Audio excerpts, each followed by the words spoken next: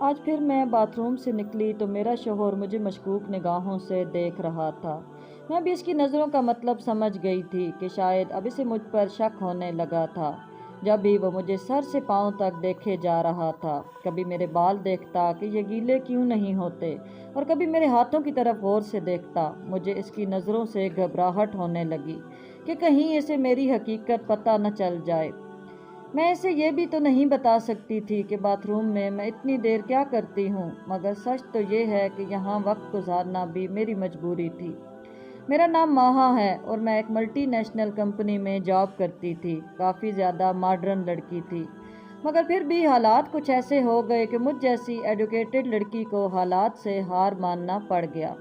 ہوا کچھ یوں کہ میری ملاقات ایک دن احسن سے ہوئی، اور وہ بہت ہی ہینڈسم تھا۔ اسے پہلی ہی نظر میں پسند کرنے لگی اور وہ بھی مجھ سے محبت کرنے لگا۔ اس کی آنکھوں میں میرے لیے پسندیدگی ہوتی۔ ہمیں ملتے ہوئے تقریباً 1 سال کا عرصہ ہو گیا تھا، اور اب وقت آ گیا تھا کہ میں اپنے امی ابا سے اپنی شادی کی بات کرتی۔ میں نے احسن کو اپنے گھر والوں سے ملوایا تو سب اسے دیکھ کر بہت خوش ہوئے۔ وہ کافی خوش مزاج اور امیر لڑکا تھا۔ اسے ناپسند کرنے کی کوئی وجہ نہیں تھی، مگر احسن نے اپنے گھر میں جب بات کی تو اس کے بھائی کچھ خاص خوش نہیں تھے۔ وہ ہمارے گھر آئے تھے اپنی بیوی کے ساتھ، مگر جیسے ہی میں ان کے سامنے چائے پیش کرنے لگی تو وہ مجھے دیکھ کر خوش ہو گئے۔ مجھے باتیں کرنے کے لیے اپنے پاس بٹھا لیا۔ احسن بہت خوش تھا کہ اس کے بڑے بھائی محسن نے مجھے پسند کر لیا تھا، مگر مجھے کچھ عجیب سا لگ رہا تھا، مگر پھر بھی میں ہر بات کو اپنا وہم سمجھ کر مسکرا رہی تھی۔ اس دن محسن بھائی نے اپنے ہاتھ سے انگوٹھی نکال کر مجھے دی اور کہا کہ احسن کو پہناؤ۔ میں حیرت میں تھی اور احسن کو میں نے رنگ پہنائی۔ بھابھی نے اپنی انگوٹھی احسن کو دی اور انہوں نے مجھے پہنا دی۔ ہم دونوں بہت خوش تھے، مگر محسن بھائی کی نظریں مجھ پر سے نہ ہٹ رہی تھیں، اور یہی بات مجھے بری لگ رہی تھی۔ میرا تعلق شریف گھرانے سے تھا، شاید تب بھی مجھے ہر دوسرے شخص کی نظر مجھے بری لگتی۔ ہم دونوں کی طرف سے شادی کی تیاریاں عروج پر تھیں، مگر میرے لیے کچھ بھی لینا ہوتا تو ہمیشہ محسن بھائی ہی آتے مجھے پک کرنے۔ میرا شادی کا ڈریس بھی انہوں نے ڈیزائنر سے خود آرڈر پر بنوایا تھا۔ میں زیادہ فیشن کے دل رادہ نہیں تھی، مجھے سادگی پسند تھی، مگر ہر چیز وہ اپنی پسند اور ضد سے لیتے رہے۔ ایک دن میں نے احسن سے شکایت کی کہ میری شادی تم سے ہو رہی ہے، نہ کہ تمہارے بھائی سے۔ پہلے تو وہ خوب ہنسا، پھر سنجیدہ ہو کر بولا کہ میں اپنے بھائی کے خلاف کچھ بھی نہیں سن سکتا، آئندہ ایسا مذاق بھی مت کرنا۔ میں نے اسے بڑی مشکل سے منایا کہ میرا مطلب وہ نہیں تھا، مگر دل کرتا ہے کہ تمہارے ساتھ شاپنگ کروں۔ احسن نے بتایا کہ کاروبار کے سلسلے میں مجھے ہر روز کہیں نہ کہیں جانا پڑتا ہے، تبھی بھائی تمہیں لینے آتے ہیں۔ اس نے کہا کہ بھائی چاہتے ہیں کہ شادی میں کوئی کمی نہ رہے، اور جو چیز بھی تم لینا چاہتی ہو وہ بڑے سکون اور آرام سے لے سکو۔ مجبوراً میں بھی چپ ہو گئی، مگر مجھے محسن بھائی کے ساتھ جانا پسند نہیں تھا۔ نہ جانے کیوں اس کا ساتھ، ان کی موجودگی مجھے اچھی نہیں لگتی تھی۔ آخر کار ہمارا نکاح ہو گیا اور میں رخصت ہو کے اس گھر میں آ گئی۔ سسرال پہنچ کر بھی محسن بھائی نے ہمارا استقبال کیا۔ خیر میں کمرے تک آئی تو احسن ہمارے پیچھے پیچھے آ رہا تھا، اور مجھے محسن بھائی کمرے تک چھوڑ گئے، مگر اسی وقت ان کی پھپھو آ گئیں۔ مجھے دیکھ کر غصے سے بولی، محسن تم اسے یہاں لائے ہو میری اجازت کے بغیر۔ محسن اور احسن وہاں سے پھپھو کو لے کر چلے گئے، اور بھابھی نے مجھے کمرے میں بٹھا دیا کہ احسن پھپھو اپنی بیٹی ثنا کے ساتھ اس کی شادی کرنا چاہتی تھیں، تبھی وہ ناراض ہیں اور یہ لوگ ان کو منانے گئے ہیں۔ خیر میں احسن کا انتظار کرنے لگی، مگر اس کی جگہ محسن آ گئے۔ میرا خون تو انہیں دیکھ کر خشک ہو گیا۔ مجھے یہ شخص ایک آنکھ نہیں بھاتا تھا۔ پیچھے سے احسن کی آواز آئی تو محسن بھائی نے میرے سر پر دلاسا دیا اور چلے گئے۔ احسن اندر آ چکا تھا۔ دیکھو احسن، ہم تمہاری دلہن کو پیار کر رہے ہیں، اور یہ ہے کہ گھبرا رہی ہے۔ بھئی یہ تو ہماری بچیوں کی طرح ہے، وہ مکاری سے بولے، مگر میں ان کی مکاری نظریں بھانپ گئی تھی۔ ارے ماہا، تم بھائی سے ڈر رہی ہو؟ وہ ہنستا ہوا میرے پاس آ کر بیٹھ گیا۔ محسن نے ایک ڈائمنڈ کا سیٹ مجھے دیا تھا، یہ ہماری دلہن کی منہ دکھائی کا تحفہ، اور پھر ایک بار پھر میرے سر پر دلاسا دیا۔ وہ اٹھ کر چلے گئے۔ میں انہیں جاتا دیکھنے لگی، اور پھر ان کی جاتے ہی میں نے سارے زیور اتارنے لگی تھی۔ مجھے سخت غصہ آ رہا تھا، کیونکہ یہ باتیں میری برداشت سے باہر ہو رہی تھیں۔ تبھی احسن حیران ہوا کہ ماہا، تمہیں دہشت ہو رہی ہے۔ میں چلائی اور وہاں سے اٹھ کر واش روم میں چلی گئی۔ میں نے چینج کیا، کہیں سے بھی میں دلہن نہیں لگ رہی تھی۔ چہرے سے وحشت ٹپک رہی تھی۔ احسن میری حالت دیکھ کر گھبرا گیا، بار بار مجھ سے پوچھتا کہ کیا ہوا ہے، جبکہ ساری رات میں خوف سے آنکھیں پھاڑی ادھر ادھر دیکھتی رہی، اور اس کے نتیجے میں مجھے بخار آ گیا۔ پھر وہی منحوس آدمی اگلے دن میرے پاس آ کر بیٹھ گیا۔ ارے تم نے تو ہماری دلہن کو پریشان کر دیا، دیکھو تو بیچاری کو پہلے ہی دن بخار کر دیا۔ وہ بظاہر نرم لہجے میں بولا، مگر اس کی شکل پر لکھی مکاری صاف نظر آ رہی تھی۔ ارے بھائی سچ پوچھئے، میں نے اسے کچھ بھی نہیں کہا۔ میں حیرت سے احسن کو دیکھ رہی تھی اور سمجھ گئی تھی کہ یہ انسان آنکھیں بند کر کے اپنے بھائی پر بھروسہ کرتا ہے اور اسے ہر بات بتاتا ہے۔ خیر وہ مشکل میرا بخار اترا، مگر یہ پریشانی میرا پیچھا نہیں چھوڑ رہی تھی۔ ایک دن ہم لوگ ہنی مون کے لیے گھومنے گئے کہ محسن بھائی کا فون آ گیا کہ جلدی واپس آؤ، احسن کو بزنس کے سلسلے میں دبئی جانا ہے۔ ہم واپس آ گئے اور میں اپنے امی ابو کے گھر آ گئی۔ بمشکل احسن کو منایا کہ میں وہیں رکوں گی جب تک وہ واپس نہیں آ جاتا، مگر وہاں بھی مجھے اس انسان کی فون کالز آتی رہیں۔ بہانے سے مجھ سے یہ لوگ باتیں کرتے رہے۔ اب تک میں نے کسی کو کچھ نہیں بتایا تھا۔ بظاہر وہ ایسے دکھتا تھا جیسے وہ اپنی بھابھی کو بچی سمجھ کر لاڈ پیار کرتا ہے، اور سب یہی کہتے تھے اور سمجھتے تھے، مگر میں اس کی چالاکیاں خوب جانتی تھی۔ احسن واپس آ چکا تھا۔ اب میں اپنے کمرے میں آ گئی۔ وہاں احسن کی پھپھو زاہدہ بیگم نے میری زندگی اجیرن بنا رکھی تھی۔ میرا اٹھنا بیٹھنا ہر چیز پر انہیں اعتراض تھا۔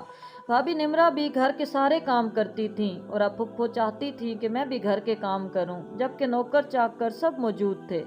پھر بھی وہ ساجدہ ہمیں بیٹھنے نہ دیتی۔ احسن اور محسن سارا دن آفس میں ہوتے، میں بھی اپنی جاب پر چلی جاتی، مگر ایک دن اچانک احسن نے ضد لگائی کہ تم جاب چھوڑ دو۔ میرے لاکھ منع کرنے کے باوجود بھی وہ نہیں مانا۔ مجبوراً مجھے اپنی نوکری سے ریزائن کرنا پڑا۔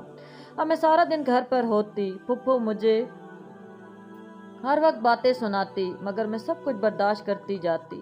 ایسے میں محسن بھائی کے بارے میں کسی سے کچھ بھی کہنا بیکار تھا، سو میں اپنے کمرے کو بھی بند نہ رکھتی، مگر زیادہ تر وقت واش روم میں گزارنے لگی۔ میں تب تک واش روم میں رہتی جب تک احسن نہیں آ جاتا، مگر میں وہاں کیا کرتی تھی اس کا علم کسی کو نہیں تھا۔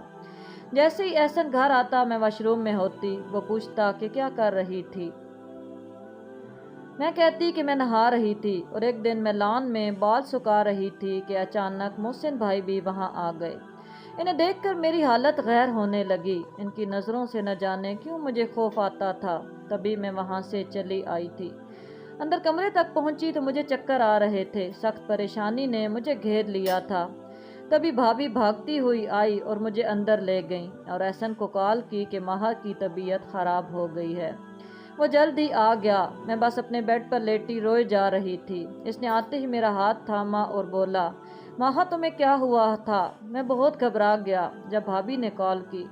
میں اسے اصل بات تو نہیں بتا سکتی تھی، مگر اس کے سامنے خوب روئی۔ احسن پلیز مجھے اس گھر سے نکال کر کہیں اور لے جاؤ۔ ارے تم کیوں پریشان ہوتی ہو؟ میں پھپھو سے کہوں گا کہ تمہیں آئندہ کچھ نہ کہیں۔ اصل میں اماں ابا کے بعد ہمیں پھپھو نہیں پالا ہے، اور ایسے میں ہم ان کے ساتھ کچھ بھی انہیں نہیں کہہ سکتے۔ وہ اپنی بچی کو لے کر یہاں آ گئیں۔ وہ ہماری دیکھ بھال کے لیے آئی ہیں، اور ان کا بھی ہمارے سوا کوئی نہیں ہے۔ احسن میرا مسئلہ پھپھو نہیں ہے، تو وہ چونک گیا۔ اچھا پھر کون ہے تمہارا مسئلہ؟ حیرت سے پوچھنے لگا، کہ مجھ سے کوئی جواب نہیں بن پایا، اور میں چپ ہو گئی، کیونکہ وہ کبھی بھی یہ بات نہ مانتا کہ اس کا بھائی اس کی بیوی کو تنگ کرتا ہے۔ کہاں پھنس گئی تھی میں؟ اب تو صاف لفظوں میں کہہ دیا تھا اس نے کہ وہ پہلی ہی نظر میں مجھ پر مر مٹا تھا، اور مجھے احسن جیسے لڑکے کی نہیں بلکہ اس کی بیوی ہونا چاہیے تھا۔ میں تو پاگل ہو رہی تھی۔ اب آپ کہیں گے کہ اس میں پاگل ہونے والی کیا بات ہے؟ میرے جیسی لڑکی کے لیے ایک بدتمیزی والی بات بھی تھی۔ پریشان ہونے کو اور ساری رات آنسو بہانے کو کافی تھی۔ اب مجھ سے یہاں رہنا برداشت نہیں ہو رہا تھا۔ میں نے اپنی جیٹھ کو دھمکی دی کہ میں تمہارے بھائی کو سب بتا دوں گی۔ وہ مجھ پہ ہنسنے لگا۔ میں نے کیا کہا ہے؟ میں تو صرف تم سے بات کرتا ہوں۔ اگر اپنا مذاق بنوانا چاہتی ہو تو اسے بتا دو۔ تبھی میں چپ ہو گئی اور سوچا کہ اس فضول انسان سے بحث کرنے کا کوئی فائدہ نہیں، شاید مجھے ہی صبر کرنا چاہیے، مگر ایک دن تو حد ہی ہو گئی۔ وہ دروازہ کھٹکائے بنا ہی میرے کمرے میں آ گیا۔ مجھے اس کی یہ حرکت اچھی نہیں لگی۔ وہ میرے بیڈ کے پاس ہی رکھے صوفے پر بیٹھ گیا۔ میں نے خطرے کو بھانپتے ہوئے اپنے پرفیوم کی بوتل اس کے سر پر مارنے کی کوشش کی تو وہ جلدی سے اٹھ گیا اور بوتل کھڑکی کا شیشہ توڑتی ہوئی باہر جا گری۔ باہر سے پھپھو کی آواز آئی، کون ہے؟ وہاں ان کی آواز سن کر محسن بھائی وہاں سے بھاگ گئے اور میں نے سکھ کا سانس لیا، لیکن آج میں نے فیصلہ کر لیا تھا کہ اس آنکھ مچولی کو مزید برداشت نہیں کروں گی اور اپنے شوہر کو بتا کر رہوں گی۔ آج مجھے واش روم میں دیکھ کر احسن نے دروازہ بجانے کے بجائے واش روم کی کھڑکی سے ہی مجھے دیکھ لیا، اور ظاہر ہے مجھے وہاں فون پر کسی سے باتیں کرتے دیکھ کر اس کے بھی پیروں تلے سے زمین نکل گئی تھی۔ میں تو واش روم میں روز نہانے کا کہہ کر جاتی اور وہاں فون پر باتیں کرتی، کیونکہ محسن بھائی نے مجھے دھمکی دی تھی کہ اگر تم نے مجھ سے بات نہ کی تو میں تمہیں پورے گھر میں بدنام کر دوں گا۔ ڈر کے مارے میں واش روم میں بیٹھ کر ان کی باتیں سنتی رہتی، اور آج جب میں نے احسن کو بتانے کی ٹھان لی تو اس نے مجھے اپنے ہی بھائی سے باتیں کرتے دیکھ لیا، مگر اس کی نوبت ہی نہیں آئی۔ احسن کے آتے ہی پھپھو نے شور مچا دیا کہ اس کی غیر موجودگی میں کوئی آدمی میرے کمرے سے بھاگا تھا۔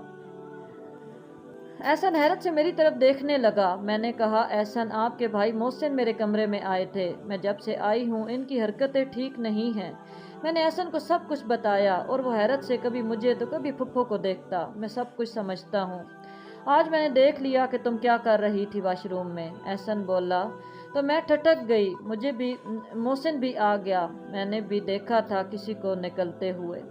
جب میں نے بات فرض کی تو کہا، اگر کسی کو کچھ بتایا تو میں تم پر الزام لگا دوں گی، اور دیکھو اس نے تو مجھ پر الزام بھی لگا دیا۔ توبہ توبہ، آج کل کی لڑکیاں، وہ مکار آدمی مکاری سے رونے لگا۔ احسن نے میرے گال پر ایک زوردار تھپڑ مار دیا۔ میں تو بس اسے دیکھ ہی رہی تھی۔ احسن آپ نے مجھے تھپڑ مارا، مجھے ابھی بھی یقین نہیں آ رہا تھا۔ نکل جاؤ ابھی اور اسی وقت میرے گھر سے، احسن دھارا۔ احسن میرا یقین کرو، میں گر گرا رہی تھی مگر اس نے میری ایک نہ سنی۔ پھپھو نے کہا، دیکھ بے غیرت، تیری بیوی بھائی پر الزام لگا رہی ہے اور تو ہے کہ چپ کھڑا ہے۔ 3 طلاقیں اس کے منہ پہ مار اور چلتا کر۔ اور واقعی احسن نے 3 طلاقیں میری محبت کے منہ پر ماری اور مجھے نکال دیا۔ میں اس کمرے میں بند ہو چکی تھی۔ امی ابو ہر وقت میری دل جوئی میں لگے رہتے مگر مجھے کچھ ہوش نہیں تھا۔ بھابھی کو پہلے ہی مجھ سے کچھ زیادہ لگاؤ نہیں تھا، اب تو ان کا موڈ اور بھی خراب رہنے لگا تھا۔ بڑی مشکل سے اس بلا سے جان چھٹی تھی کہ پھر سے میرے سر پر آ گئی۔ وہ فون پر کسی سے کہہ رہی تھی۔ میں وہاں سے ہٹ گئی۔ اب یہ گھر میرا نہیں تھا، مگر میرا تو کوئی بھی گھر نہیں تھا۔ میری طلاق کو 2 سال ہو گئے تھے۔ اب میں سنبھل چکی تھی۔ احسن نے طلاق کے 1 ہفتے بعد ہی پھپھو کی بیٹی ثنا سے شادی کر لی اور اسے ذرا بھی میرا خیال نہیں آیا۔ میں نے پھر سے جاب کی تلاش شروع کر دی، مگر گھر کے حالات دن بدن بگڑتے جا رہے تھے۔ بھابھی میری وجہ سے گھر چھوڑ کر جا چکی تھیں۔ نہ جانے ان کو مجھ سے کیا بیر تھا۔ میں تو کسی بات میں دخل نہیں دیتی تھی۔ اب تو بھائی کا موڈ بھی آف رہنے لگا تھا، جو میرا دم بھرا کرتے تھے۔ انہی دنوں مجھے محسن ملا ایک شاپنگ مال میں۔ وہ مجھ سے بات کرنا چاہتا تھا، مگر میں نے کہا کہ میں تم سے نفرت کرتی ہوں، میرا پیچھا چھوڑ دو۔ تبھی اس نے میرا پیچھا نہ چھوڑا اور مجھے فون کرنے لگا کہ مجھ سے شادی کر لو، میں تم سے بہت محبت کرتا ہوں، مگر میں تو اس سے نفرت کرتی تھی۔ ایک دن جب بھائی نے مجھے صاف الفاظ میں سمجھایا کہ اب مجھے شادی کر لینی چاہیے کیونکہ میرا گھر تو ٹوٹ گیا ہے، لیکن میری وجہ سے ان کا گھر بھی ٹوٹ رہا تھا، اس دن مجھے احسن، محسن اور پھپھو سے سخت نفرت ہوئی، جنہوں نے میری زندگی اجاڑ دی تھی۔ میں نے فون اٹھایا اور محسن کو کال کی۔ وہ حیرت میں تھا کہ میں نے اسے خود سے کال کی تھی۔ میں نے کہا کہ میں شادی کے لیے تیار ہوں، مگر میری کچھ شرط ہیں۔ وہ خوشی سے بولا کہ اسے ہر شرط منظور ہے۔ میں نے اسے ملنے کے لیے کہا اور اس ملاقات میں میں نے اسے کچھ پیپرز دیے، ان پر سائن کرو۔ اس نے دیکھے بنا سائن کر دیے۔ آپ دیکھیں تو صحیح، میں نے مسکرا کر کہا۔ مجھے دیکھنے کی ضرورت نہیں، اگر میری جان بھی اپنے نام لکھوا لو تو میں نہ نہیں کروں گا۔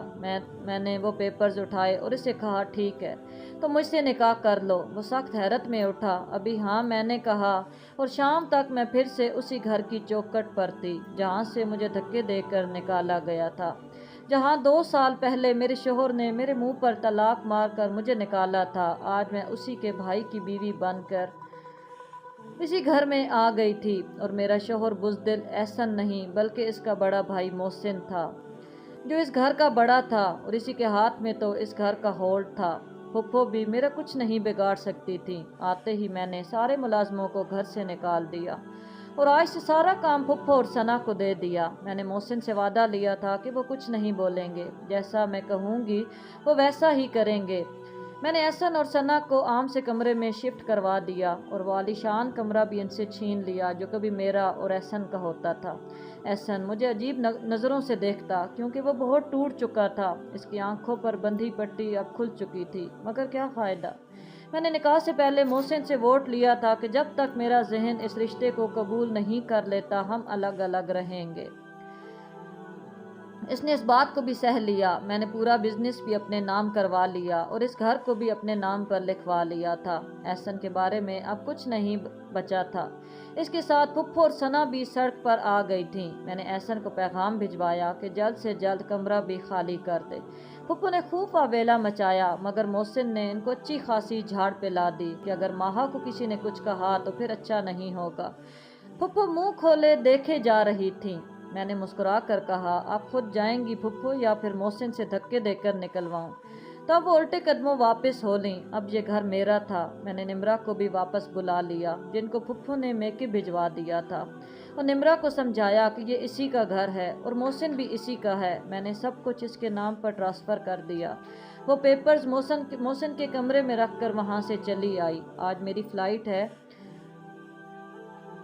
और मुझे एक बहुत अच्छी कंपनी में जॉब मिल गई है और मैं इसी जॉब को वेट कर रही थी। मैंने जो पेपर साइन करवाया था इसमें यही लिखा था कि 2 माह के बाद ये निकाह ख़त्म हो जाएगा और मुझे पक्का यकीन था कि मोहसिन मुझे इम्प्रेस करने के लिए इसे नहीं पड़ेगा। अब मैं इस मुल्क को छोड़कर जा रही थी। वहाँ सेटल होते ही अम्मी अब्बू को भी बुलाने का इरादा है।